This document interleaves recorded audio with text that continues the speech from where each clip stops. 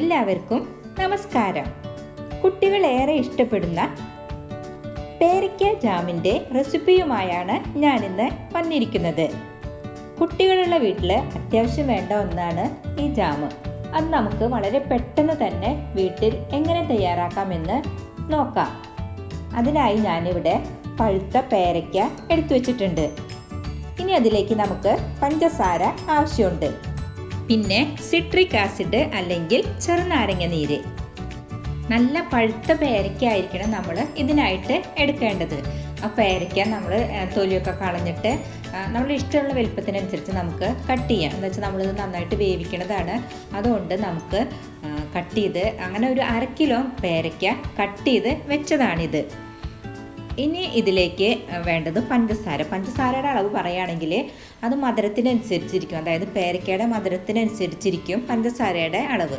ഞാനൊരു 1/2 കിലോ പഞ്ചസാര എടുത്തു വെച്ചിട്ടുണ്ട്. എനിക്ക് ഏകദേശം അത്ര വരുമെന്ന് തോന്നുന്നു. നമുക്ക് ലാസ്റ്റ് ഇതിൻ്റെ ഇത് പറയാം. നമുക്കിനി ഇത് വേവിക്കേണ്ട ആവശ്യമുണ്ട്. അതിനായിട്ട് ഒരു പാത്രം വെച്ച് അതിലേക്ക് ഞാൻ കട്ട് ചെയ്ത് വെച്ചിട്ടുള്ള പേരയ്ക്ക ഇടുകയാണ്. അതിനുശേഷം അതിലേക്ക് വെള്ളം ആഡ് ചെയ്യേണ്ട ആവശ്യമുണ്ട്. അതായത് വെള്ളം നമുക്ക് ഇതിൻ്റെ മേലെ നിൽക്കണം അത്രയ്ക്കും വെള്ളം വേണം. എങ്കിൽ മാത്രമാണ് ഈ പാത്രത്തിൽ കറക്റ്റായിട്ട് വെന്ത് കിട്ടുള്ളൂ. ഫുൾ ഫ്ലെയിമിൽ തന്നെ ഇട്ട് നമുക്കിത് വേവിച്ചെടുക്കാം. ശരിക്കും ഞാൻ പറയുകയാണെങ്കിൽ നിങ്ങളൊക്കെ ചെയ്യുമ്പോൾ കുക്കറിൽ ഇത് വേവിക്കണതായിരിക്കും ഇത്രയും കൂടെ നല്ലത്.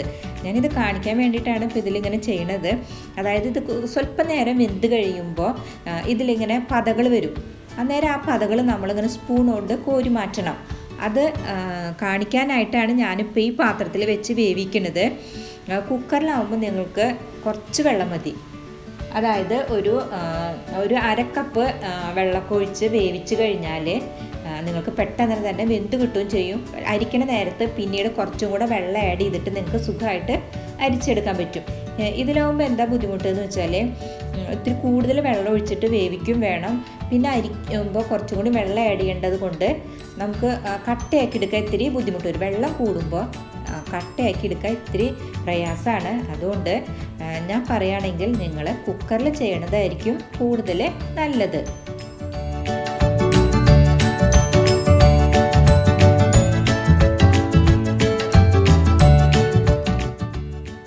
ഇപ്പോൾ വെന്ത് കറക്റ്റായി.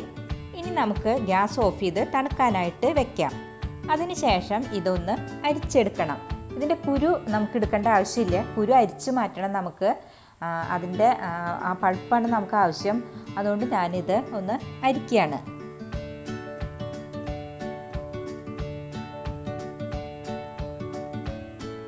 ഇതിപ്പോൾ നമുക്ക് വേണമെന്നുണ്ടെങ്കിൽ ഒരു തുണിയിൽ കെട്ടിയിട്ടായാലും അരിക്കാനായിട്ട് സാധിക്കും. നിങ്ങൾക്ക് എങ്ങനെയാണ് സൗകര്യം വെച്ചാൽ അതിനനുസരിച്ച് അരിച്ചെടുക്കാവുന്നതാണ്. കുരു മാത്രമായിട്ട് നമുക്ക് കിട്ടണമെങ്കിൽ ഇതിലേക്ക് നമുക്ക് സ്വല്പം വെള്ളം കൂടി ആഡ് ചെയ്തിട്ട് വേണ്ടി വരും ഇതൊന്ന് അരിച്ചെടുക്കാനായിട്ട്. അപ്പോൾ അതിനായിട്ട് ഞാൻ കുറച്ച് വെള്ളം ആഡ് ചെയ്യാണ്. അതാണ് ഞാൻ നേരത്തെ പറഞ്ഞത്. കുക്കറിൽ വെക്കുമ്പോൾ നമുക്ക് കുറച്ച് വെള്ളത്തിൽ വേവിക്കാം. എന്നിട്ട് നമുക്കിതിലേക്ക് ആവശ്യാനുസരണം വെള്ളം ചേർത്തിട്ട് അരിച്ചെടുക്കാൻ പറ്റും. ഈ പാത്രത്തിലായതുകൊണ്ട് അങ്ങനെ പറ്റില്ല. പിന്നെ അതുമാത്രമല്ല നമുക്കിനി ഇത് ഒരു പാനിൽ വെച്ചിട്ട് കട്ടയാക്കിയിട്ട് എടുക്കേണ്ടതുണ്ട്. അപ്പോൾ വെള്ളം കൂടി കഴിഞ്ഞാൽ ഒത്തിരി സമയം എടുക്കും നമുക്ക് കട്ടയാക്കാനായിട്ട്. അതാണ് നിങ്ങൾ കുക്കറിൽ ചെയ്യണമെന്ന് ഞാൻ പറഞ്ഞതും. കുക്കറിൽ വേവിച്ച് കഴിഞ്ഞാലും ഈ പതയൊക്കെ മേലെ കാണും. അപ്പോൾ അന്നേരം നമുക്ക് പതയൊക്കെ എടുത്ത് മാറ്റാം. ഇനി നമുക്കിതൊന്ന് നന്നായിട്ട് അരിച്ചെടുക്കാം.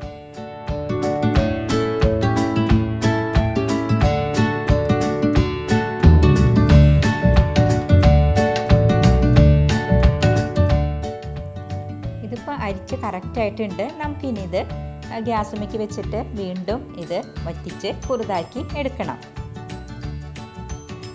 ഇതിപ്പോൾ ഫസ്റ്റൊക്കെ നമുക്ക് ഫുൾ ഫ്ലെയിമിൽ വെച്ചിട്ട് കത്തിച്ചാക്കാൻ പറ്റും. കുറേ കഴിയുമ്പോൾ നമുക്കിത് നമ്മുടെ മേത്തേക്ക് ഇങ്ങനെ പൊട്ടും. അതായത് ബബിൾസ് വന്നിട്ട് പൊട്ടിത്തെറിക്കും.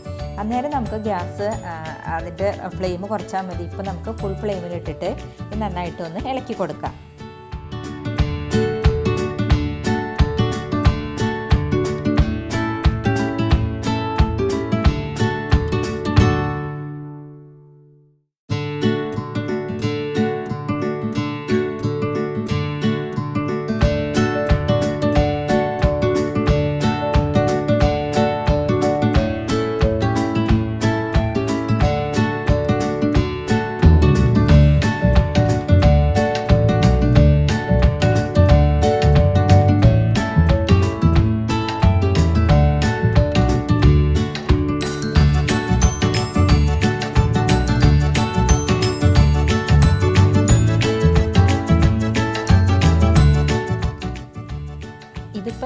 തിളച്ച് വെറ്റി ഏകദേശം ഒരു 1/4 ഭാഗത്തോളമൊക്കെ വേവായിട്ടുണ്ട്.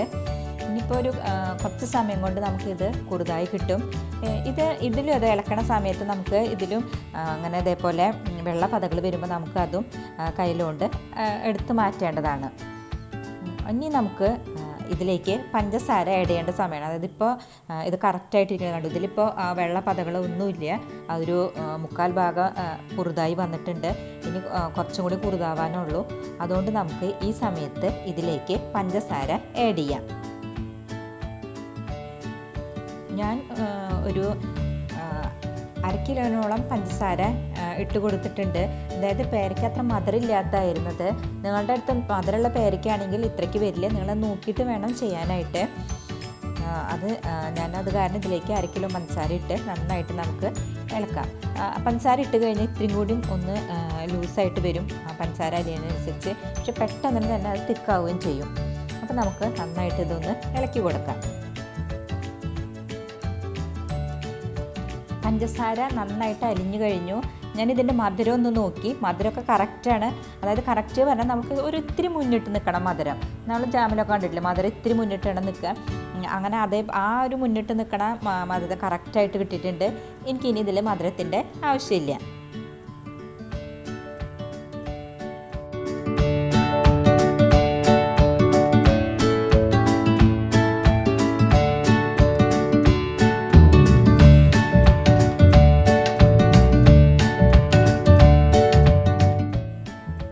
ഏകദേശം ഒരു 5 മിനിറ്റിനുള്ളിൽ തയ്യാറാവും.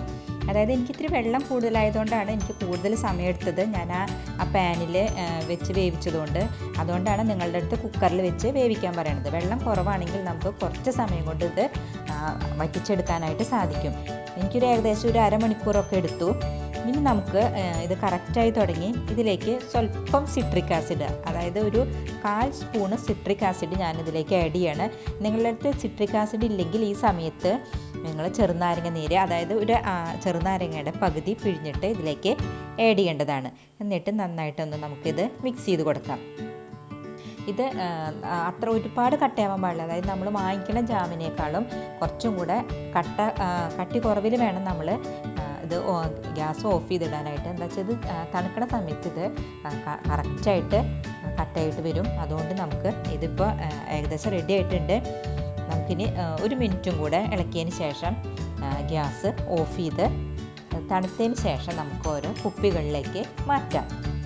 ഫ്ലെയിം കൂട്ടിയും കുറച്ചുമാണ് ഞാനിത് ചെയ്തുകൊണ്ടിരുന്നത്. അപ്പോൾ നിങ്ങളും അത് ശ്രദ്ധിക്കുക. അതായത് കുറച്ച് സമയം നമുക്ക് ഫ്ലെയിം കൂട്ടി വെച്ചതിന് ശേഷം നമുക്ക് പിന്നീട് മീഡിയത്തിലിട്ട് ഇത് വറ്റിച്ചെടുക്കാവുന്നതാണ്. ഇപ്പോൾ ഇത് കറക്റ്റായി. ഇനി നമുക്ക് ഗ്യാസ് ഓഫ് ചെയ്യാം. അങ്ങനെ വളരെ ടേസ്റ്റിയും ഹെൽത്തിയുമായിട്ടുള്ള പേരയ്ക്ക ജാം ഇവിടെ റെഡി ആയിട്ടുണ്ട്. ഇത് എല്ലാവർക്കും ഇഷ്ടപ്പെടും. എല്ലാവരും ട്രൈ ചെയ്യണം. മറക്കാതെ ലൈക്ക് ചെയ്യണം, സബ്സ്ക്രൈബ് ചെയ്യണം. നിങ്ങൾക്ക് ഇതുമായി ബന്ധപ്പെട്ട എല്ലാ അഭിപ്രായങ്ങൾക്കും നിർദ്ദേശങ്ങൾക്കും താഴെ കമൻറ്റ് ചെയ്യാവുന്നതാണ്. അല്ലെങ്കിൽ മെയിൽ ഐഡിയിലേക്ക് മെയിൽ ചെയ്താലും മതി. നന്ദി, നമസ്കാരം.